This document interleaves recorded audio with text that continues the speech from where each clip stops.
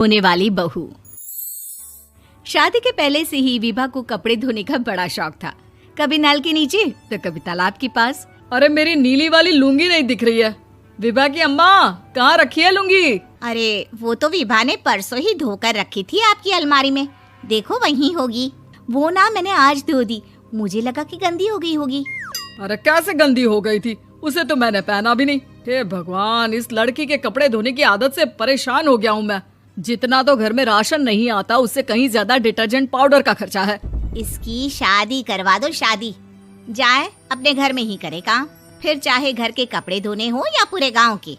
हाँ ठीक बोल रही हो, देखता हूँ मैं कोई लड़का। वो दिन भी आ जाता है जब विभा को देखने लड़के वाले आ जाते हैं। लड़की मुझे अच्छी लगी। होने वाली सास कहती है, बेटी अगर कुछ पूछना है तो पूछ लो। वैसे तो हमारी लड़की बहुत ही शर्मीली है, जो बोल दो वो मान लेती है, इसे क्या पूछना होगा। अरे कैसी बात कर रही हो माँ, मुझे इन लोगों के घर रहना है, सवाल तो कई है। हाँ हाँ बेटा, पूछ लो ना, क्या पूछना है। आप लोगों के घर कपड़े कौन धोता है? सास का मुंह बन जाता है।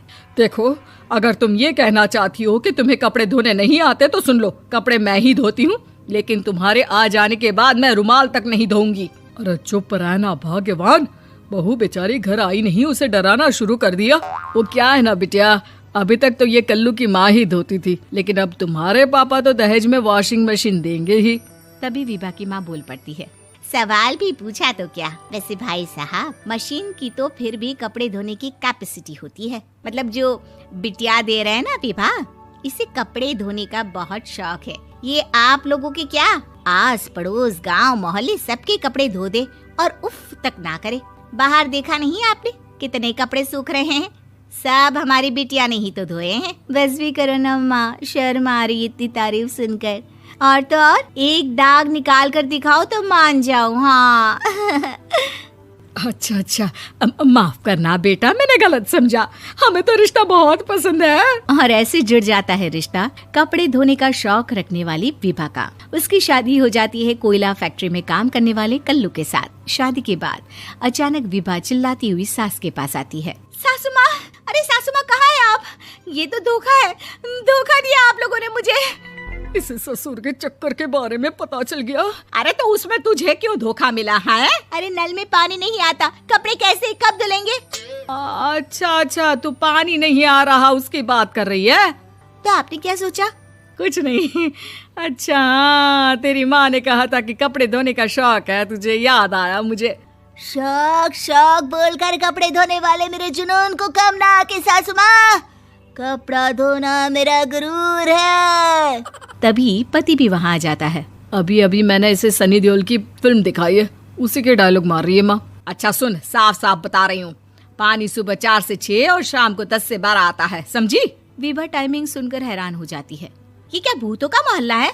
सुबह 4 बजे उठकर कौन कपड़े धोता है? 4 बजे टंकी में पानी जाता है, फिर सारा दिन धोना ना, किसने मना किया? अरे कैसी बात कर रही हैं? 200 लीटर की टंकी में कितने कपड़े धो लूंगी मैं? सुबह ही उठ जाऊंगी मैं। अब क्या था, विभा सुबह 4 से लेकर रात के 12 बजे तक कपड़े ही धोती रहती। एक रोज सास पड़ोस से निकलकर कहीं जा रही होती है कि साथ वाली कहती है, हाँ कल्लू की माँ, जरा ये बताओ कि 2 साड़ी है, 2 ब्लाउज और एक पेटीकोट और एक नाड़े वाला लंबा कच्छा। हाँ तो? अरे तो क्या, कितना लोगी धुलाई ये बताओ। धोबन दिख रहे हैं हम क्या? हमारे पति सरकारी नौकरी से अभी रिटायर हुए हैं और बेटा सुपरवाइजर है कोयला फैक्ट्री में। धोबन समझ रखा है हमें? हाय रे कल्लू की अम्मा, माफ कर दो, वो तो मोहल्ले में यही सब बता रहे थे कि तुमने बहू को कपड़ा धुलवाने के काम में लगा दिया है। सास को पड़ोसन की बात सुनकर गुस्सा आ जाता है। वो घर पहुंचती है जहां घर के बाहर ही इतने सारे कपड़े सूख रहे होते हैं जितने कि किसी धोबन के घर पर। अरे ओ कल्लू की दुल्हन, बाहर निकल। माँ जी यहीं आ जाओ, बाथरूम में चादर धो रहे हैं हम। अरे अभी हम धोते हैं, तुमको बाहर निकलो। ये आस पड़ोस वाले बोल रहे हैं कि हम बहू से कपड़े धुलवा कर उसे कपड़ा धोने वाली बना दिए हैं। अरे छोड़ो ना माँ जी, किन लोगों की बातों में आती हो? आस पास के लोगों का तो काम ही होता है कि वो किसी तरह सास बहू को लड़ा दे। बहू सारे घर के कपड़े धोती है, ये क्या कम है? बोलिए। सास को भी लग जाता है कि वो बहू का ये सनकीपन नहीं छुड़वा सकती, इससे अच्छा है कि खुद ही चुप हो जाए। एक रोज सास और बहू मंदिर जाते हैं, जहाँ सास की साड़ी वहाँ खड़ी भीख मांगने वाली से मिलती है। माँ जी क्या बात है, आपकी साड़ी उस भिखारन से कितनी मिल रही है ना? हाँ हाँ देखो तो, दोनों की साड़ी मिल रही है। क्या बात है कल्लू की अम्मा, तुम खुद को तो अफसर की बीवी बताती हो और ऐसी सिंपल सी प्लेन साड़ी पहनकर घूमती हो। सिंपल और प्लेन नहीं है ये साड़ी। तो क्या सोने के धागे से फूल बने हैं?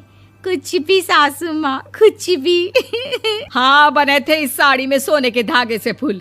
मेरे पति लेकर आए थे मद्रास से स्पेशली मेरे लिए 10,000 की। ताहे भाई साहब इस भिखारन के लिए भी सेम टू सेम साड़ी लेकर आए होंगे 10,000 की। सास उस वक्त तो कुछ नहीं कहती, लेकिन बहू के साथ घर आती है और अलमारी से एल्बम निकाल कर लाती है। ये साड़ी देख रही है, ये वही साड़ी है जिसे मैंने अभी पहना था। इस साड़ी में ये जो चमकदार फूल दिख रहे हैं ना, ये सोने के धागों से काटे गए हैं। लेकिन तू लोकल वॉशिंग मशीन ब्रश से घिस घिस कर सारे फूलों को निकाल कर साड़ी प्लेन कर दी।